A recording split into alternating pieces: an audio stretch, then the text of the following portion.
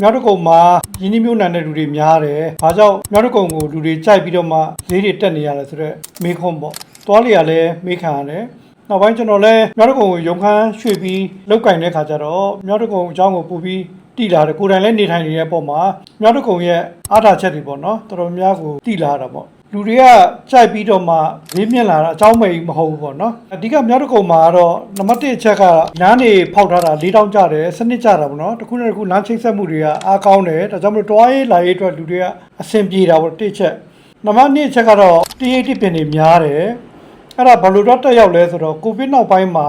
ဒီကိုဗစ်ရောဂါဖြစ်ပြီးနောက်ပိုင်းမှာတကယ်တထေးတွေပေါ့နော်ကွန်ဒိုမီနီယမ်လက်စထရီကွန်ဒိုမီနီယမ်နေတဲ့လူတွေပါတယ်အကုန်လုံးကဒီမြောက်တကုံဘက်ကိုထွက်လာကြတာလည်းတွေ့ရတယ်ကျွန်တော်တို့နဲ့လည်းဝယ်ဖြစ်တဲ့လူတွေအများရှိတာပေါ့နော်နံပါတ်3ချက်ကတော့မြောက်တကုံမှာ contract type အရန်နေနေတာပေါ့နော်နေနေတော့ contract type နေတဲ့ပုံမှာလူကြီးကအရန်ကြည့်မှုမရှိတဲ့အခါမှာကားတွေမကျက်ဘူးနံပါတ်4ချက်တော့ကားတွေမကျက်တော့မကျက်ဘူးကားတွေမပိတ်ဘူး traffic jam မဖြစ်ဘူးပေါ့နော်တွားရေးလာရေးဆင်ပြေတယ်နံပါတ်5တော့မြောက်တကုံကမြို့အင်္ဂါရနဲ့ညီညွတ်တယ်ဥပမာကျောင်းတို့ဆေးရုံတို့ shopping mall တို့တကယ်မြို့အင်္ဂါရနဲ့ညီညွတ်ပြီးတော့မှရှိထိုက်တဲ့အင်္ဂါတွေပြည့်စုံတဲ့အတွက်ကြောင့်မြောက်တကုံလူကြိုက်များတာပေါ့နော်နံပါတ်6ချက်ကတော့အမှန်တကယ်ပြောင်းရွှေ့နေထိုင်တဲ့လူတွေများလာတာပေါ့နော်ဒါအခုနောက်ပိုင်းကဘာသတိထားကြည့်မိလဲဆိုတော့ကျွန်တော်တို့မန္တလေးကတချို့လူတွေပြောင်းရွှေ့လာတယ်နောက်နိုင်ငံရေးအခြေအနေကြောင့်မလို့ဒီဘက်ကိုရွှေ့ပြောင်းနေထိုင်တဲ့လူတွေလည်းများလာတယ်ပေါ့နော်အမှန်တကယ်ရွှေ့ပြောင်းနေထိုင်တဲ့လူတွေကများလာတယ်နေမာနေတဲ့လူတွေက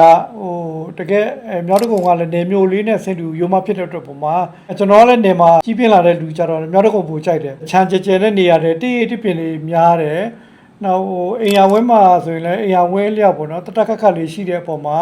မြောက်တကုံရွေးချယ်လာတာများတာပေါ့နော်ဒါကြောင့်မလို့မြောက်တကုံဒီလမ်းမကြီးတွေဖြစ်တဲ့ပင်လုံလမ်းမလို့တပင်ရွှေတီလမ်းမလို့ကျောင်းလမ်းလို့တခြားတော့ဘုံပါထူးလမ်းလို့ဘာလို့ဆိုရင်လည်းဈေးတွေရန်ကောင်းလာတယ်ဒါတွေကတကယ်ပြောင်းရွှေ့နေထိုင်ပြီးတော့မှရင်းနှီးမြှုပ်နှံတဲ့လူတွေများလာတဲ့အကြောင်းတရားပါနေထိုင်နေတော့ဈေးတွေကအဲ့လောက်ထိမြင့်လာစရာအကြောင်းမရှိဘူးတချို့လဲဝေဖန်တော့မြောက်တကုံရေကြီးတယ်ဆိုတော့ရေကြီးတဲ့ညာလည်းရှိပါတယ်နော်အိမ်မတန်ပဲ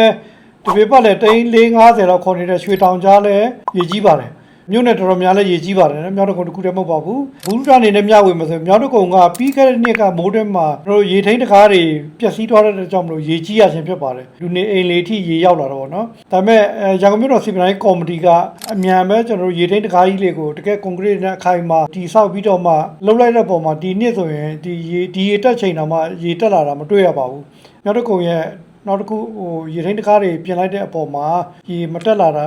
အတွက်လည်းအတားချက်တွေရှိတာပေါ့နော်တချို့ရက်ကွက်တော့ဟုတ်ပါတယ်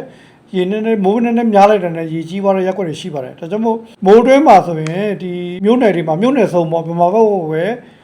ဝယ်လို့ကောင်းတဲ့နေသားရှိတယ်ဘာလို့ဆိုဗမာရေကြီးတယ်မကြီးဘူးလေအိမ်ဆိုရင်လည်းဘယ်နေရာမှာရေကယိုနိုင်လဲမယိုနိုင်လဲအကုန်သိရတာပေါ့နော်မြောက်တကုံမြောက်တကုံမှာဗမာဘက်ကိုမိုးတွင်းမှာဝယ်ရင်တော့ပူပြီးကောင်းပါတယ်ဒါကြောင့်မလို့မြောက်တကုံမှာအိမ်ဝယ်မယ်ရောင်းမယ်ဆိုရင်ကျွန်တော်တို့စိုက်ကွန်တော်ကုမ္ပဏီကမြောက်တကုံမှာထိုင်ထားတဲ့အတွက်ကြောင့်မလို့စိုက်ကွန်တော်ကုမ္ပဏီနဲ့ချိတ်ဆက်ပြီးတော့မှဝယ်လို့ရှိရင်လူကြီးမင်းအနေနဲ့အချိန်ကုန်တက်တာမယ်လူပြမတက်တာမယ်စိတ်ပြမတက်တာမယ်ပိုင်ဆိုင်မှုခိုင်မာမယ်ဈေးနှုန်းမှန်ကန်စေရမယ်ဆိုတော့တောင်ယူမှုတောင်ကုန်မရှိတဲ့စိုက်ကွန်တော်ကုမ္ပဏီဆက်တွယ်ချိတ်ဆက်ပြီးတော့မှလုပ်ငန်းလုပ်ပါလူကြီးမင်းတို့စိတ်အေးချမ်းသာမှုရရှိဖို့အတွက်ကျွန်တော်စိုက်ကွန်တော်ကတောင်ယူပြစီအားလုံးကျေးဇူးတင်ပါတယ်